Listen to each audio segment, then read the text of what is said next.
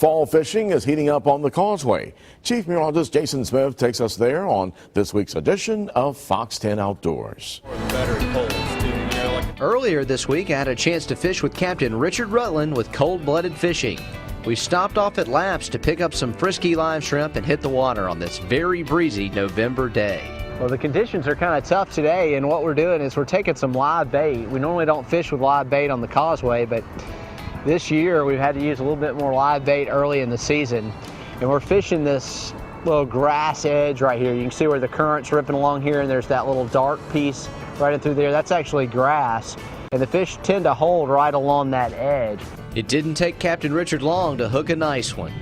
So Richard, you did a little redfish mixed in here. All right, nice red. Keep his good side over there with a couple spots. That's a nice little fish. Let's get him back in the water. This is one of at least a half dozen nice redfish that were mixed in with the trout that we boated on this short Causeway trip.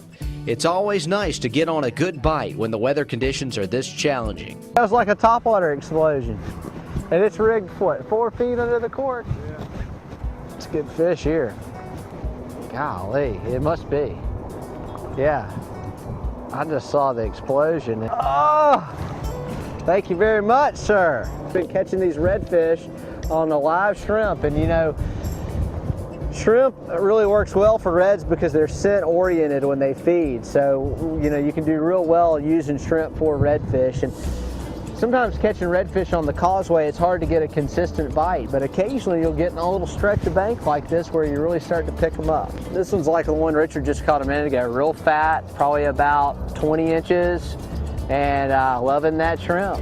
That's what we have for you this week here on Fox 10 Outdoors, catching redfish on the Causeway in the fall. Thanks for joining us this week.